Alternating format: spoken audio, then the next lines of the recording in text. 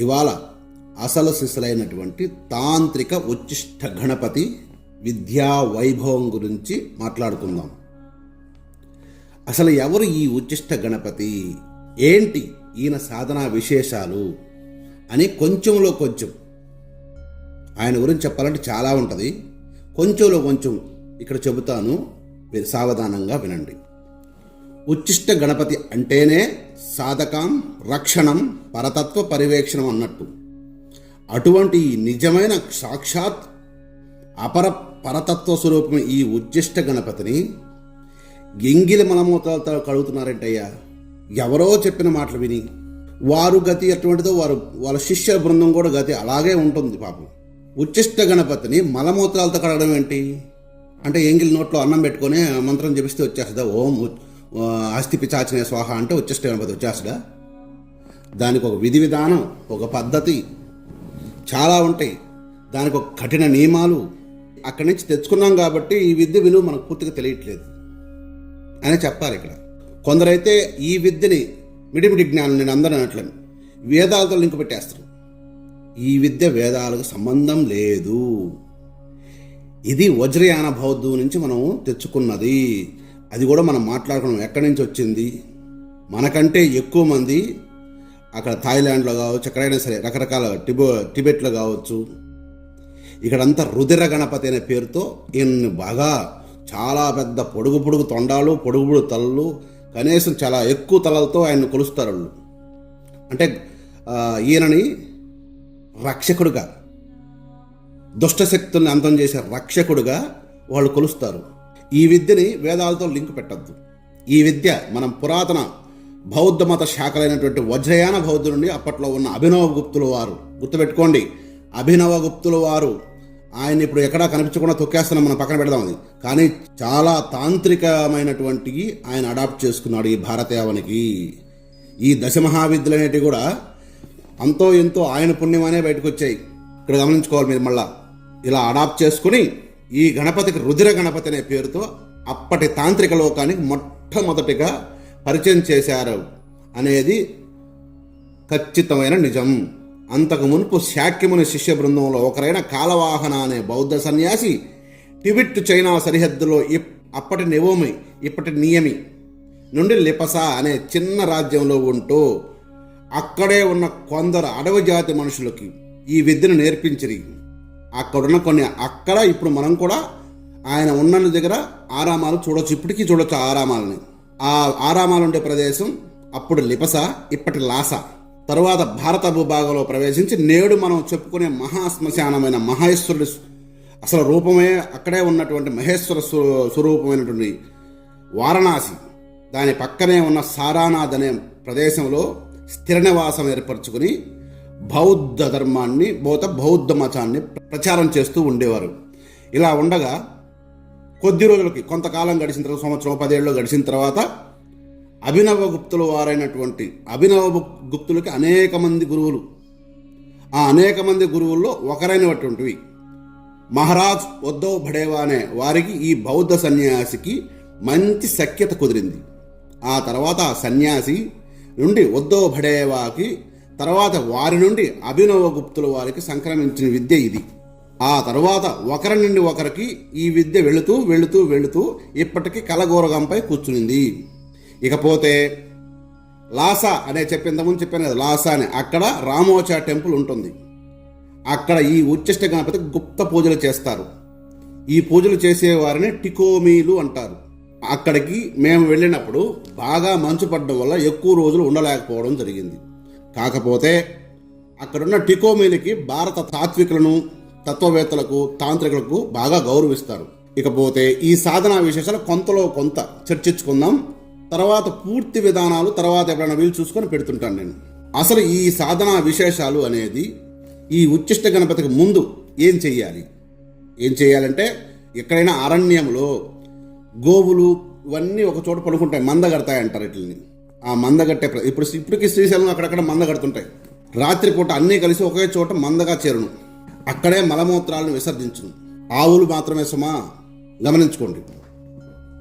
ముందుగా ఆ స్థలాన్ని వెతికి పెట్టుకోవాలి.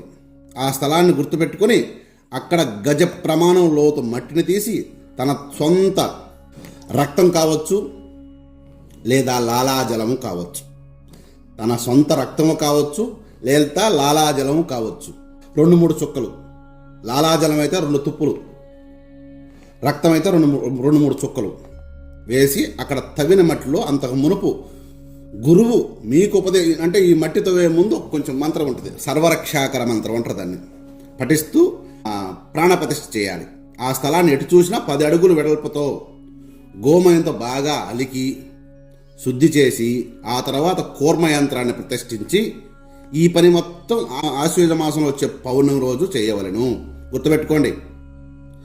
ఆ తర్వాత మీరు వేసిన కూర్మ యంత్రాన్ని ఆ ఆవు పేడతో అంతా నీట్గా అలికి ఎటు చూసిన 10 అడుగులు అలుకుతారు కదా, దాంట్లో కూర్మ యంత్రం వేయాలి. గురువు చెప్తాడు, ఇవన్నీ గురువుతోనే చేయాల్సిన పనులు. ఇక్కడ నేనేదో యూట్యూబ్లో చెప్తాను, అన్నీ యూట్యూబ్లో చెప్పం, కొన్ని చెప్తాం. మీకు కొన్ని అర్థమైతే కొన్ని అర్థం కావు కనుక వినండి, ముందు తెలుసుకోండి, విద్యను గురించి తెలుసుకోండి.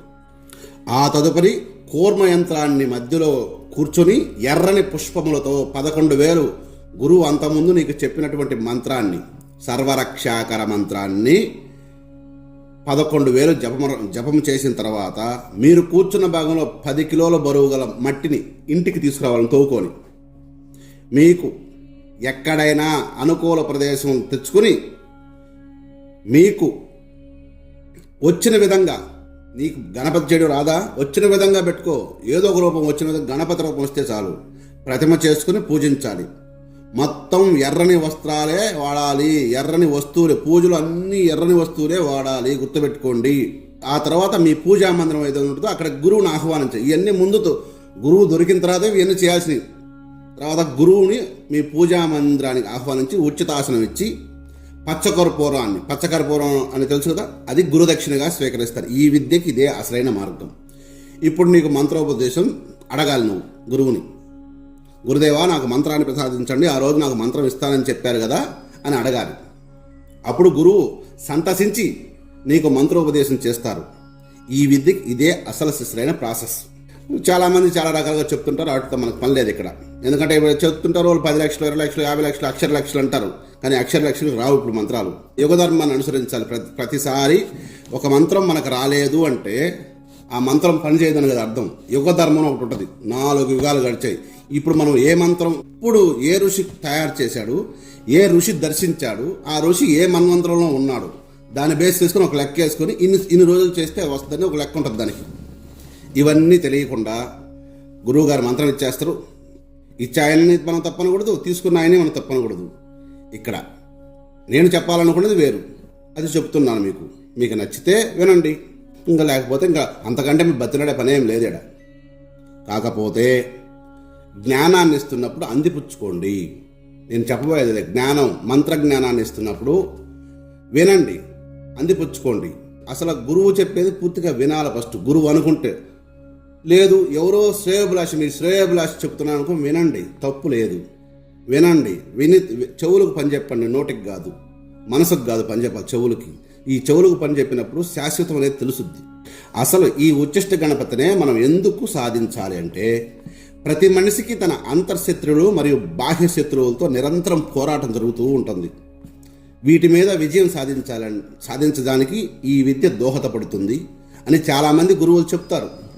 కానీ ఈ విద్యతో ఇవే కాదు, చాలా చేయొచ్చు.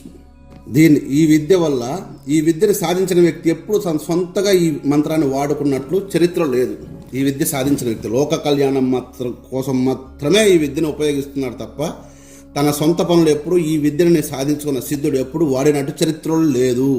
ఒకవేళ ఉంటే అది ఆదిశంకరాచార్య టైంలో ఒకరో ఇద్దరో ఆయన మీద ప్రయోగాలు చేయడానికి వాడారు తప్ప ఇంక వాడలేదు. ఆ ప్రయోగం కూడా ఎక్కువ రోజులు లేదు. ఆయన మహానుభావుడు, ఆయన దొరికిన శిష్యులు కూడా మహానుభావులు కాబట్టి వాళ్ళే తిప్పికొట్టారు, వెళ్ళిపోయేది. అది పక్కన పెడతాం. ఆ చాప్టర్కి మనం ఎప్పుడు పోవద్దు, ఇంకోసారి వెళ్దాం. వాట్ ఈజ్ వాట్ అని తర్వాత మాట్లాడుకుందాం దాని గురించి. ఎటొచ్చి మీతో నేను చెప్పొచ్చేది ఏంటంటే, ఈ విద్యతో నీలో ఉన్న ఉచ్చిష్టాన్ని మాత్రమే పోగొట్టుకోవడానికి మాత్రమే మన పూర్వీకులైన, అది శాక్యముని వంశ వాళ్ళు కావచ్చు, బౌద్ధ ధర్మంలో ఉన్నవారు కావచ్చు, హైందవ ధర్మంలో ఉన్న ఋషులు కావచ్చు, ఏ విద్యను ప్రసాదించినా నిన్ను ఉద్ధరించుకోవడానికి మాత్రమే ప్రతి విద్యని వాడుకోవాలి. ఇక్కడ రెండుగా వాడుకోవచ్చు విద్యని. నాశనం అయిపోవడానికి విద్యను వాడుకోవచ్చు, ఉద్ధరణ కోసం విద్యను వాడుకోవచ్చు. పొయ్యి వెలిగించుకోవచ్చు, ఒళ్ళు కాల్చుకోవచ్చు అగ్గి ఉంటే. దాన్ని నువ్వు పొయ్యి వెలిగించుకుంటావా ఒళ్ళు కాల్చుకుంటావా అనేది నీ ఇష్టం. మంత్రం అంటే అది, మంత్రం అంటే అగ్గి లాంటిది. పొయ్యి వెలిగించుకుని శుద్ధంగా వంట చేసుకొని నీ ఉదర పోషణ చేసుకుంటావు అనేది అది నీ విచక్షణ మీద ఉంటుంది. లేదు అసలు ట్రై చేస్తావు అనేసి నీ ఒంటి మీద వేసుకుంటావు అనేది నీ విచక్షణ. నీ విచక్షణ మీదే ప్రతి విద్య ఆధారపడి ఉంటుంది. ఏ గురువు నీకు ఏ మంత్రం ఇచ్చినా, ఒకవేళ గురువుకు ఆ మంత్రం నీకు ఇచ్చాడనుకో, నువ్వు ఎంతవరకు ఆ గురువుని నమ్మావు అనే దాన్ని బేస్ చేసుకుని ఈ మంత్రం నీకు సిద్ధి. గుర్తుపెట్టుకో, ఏ మంత్రమైనా అంతే. గురువు మంత్రం ఇస్తాడు, శిష్యుడు నా అపనమ్మకంతో చేస్తే ఆ గురువు ఇచ్చిన మహామంత్రం అనేది పనిచేయదు. ఎందుకంటే నీలో ఎందుకంటే గురువు విత్తనం ఇచ్చాడు, నువ్వు సవిట్ నేలలో వేసావు, ఎట్టొస్తుంది అది? పనికిమాలిన భూమిలో వేసావు, ఎటువంటిది మొలవదు. అది చవిటి నేల, సున్నపు నేల అనుకో, దాంట్లో వేస్తే ఏం మొలసద్ది? ఇత్తనం బాగా చదును చేసి రెడీ చేసినటువంటి దుక్కిలో వేస్తే మొలసద్ది. నువ్వు ఆ దుక్కిలాగా తయారవమనే చెప్పేది. గురువిచ్చే మంత్రం అనేది ఇత్తనం. నువ్వు రెడీగా ఉండవాలి, ఏదో దుక్కి రెడీగా పొలాన్ని నీట్గా రెడీ చేసి పెట్టుంటారు, దుక్కి దున్ని అన్నీ చేసేసి. అలా నువ్వు ఉన్నప్పుడు మాత్రమే ఏ ఇత్తనం వేసినా ఆ పొలంలో పంట పండినట్టు, ఏ గురువు ఏ బీజాక్షరం ఇచ్చినా నీలో ఆ చైతన్యం వస్తుంది. అంతవరకు రానే రాదు. కాకపోతే ఇదంతా ఎందుకు చెప్తున్నానంటే, చాలామంది మంత్రము తంత్రం అనే ఊబిలో ఉన్నారు కాబట్టి, యుక్తాయుక్త విచక్షణ జ్ఞానం లేకుండా నేను చెప్పేది, నేను మంత్రము తంత్రము ఈ తప్పు అని నేను చెప్పట్లేదు. విచక్షణ లేకుండా ప్రతి వ్యక్తి మన స్టామినా ఏంటి, నేను చేయగలనా దీన్ని, ముందు అసలు ఎంతసేపు కూర్చోగలం మనం, తనకు తానుగా అవలోకనం చేసుకున్నప్పుడు మాత్రమే ఇవి మాట్లాడవచ్చు. ఎలాగో దాంట్లో ఉన్నారు కాబట్టి మంత్రం తంత్రం అనే ఊబిలో ఉండేవాళ్ళకి కనీసం వాళ్ళన్నా గుర్తెరిగి మెలుగుతారనే ఉద్దేశంతో మాత్రమే అసలు సిసరైన విద్యా విధానాన్ని ఈ మాధ్యమం ద్వారా నేను పెడుతున్నాను, తెలుసుకుంటారని. ఇంకా పెడతాను కూడా, చాలా పెడతాను కూడా, ఇప్పుడే అయిపోలేదు. ఇప్పుడు ఉచ్చిష్ట గణపతి గురించి నేను కొంత చెప్పా. తర్వాత నెక్స్ట్ కావచ్చు, ఇంకొక వారంలో తర్వాత కావచ్చు. ఈ ఉచ్చిష్ట గణపతి మంత్రసహితంగా ఖచ్చితంగా, ఈ ఉచ్చిష్ట గణపతి అనే విద్యా విధానాన్ని ఖచ్చితంగా నేను మంత్రసహితంగా పెడతాను. ఇంకోసారి మంత్రసహితంగా, అంగన్యాస కరణ్యాస రహితంగా, గుర్తుపెట్టుకోండి, న్యాసరహితంగా మంత్రసహితంగా, న్యాసాలు అవసరం లేనటువంటి ఉచ్చిష్ట గణపతిని మీకు ఆ అమ్మవారు త్వరలో ప్రసాదిస్తుంది. సర్వే జనా సుఖినో భవంతు.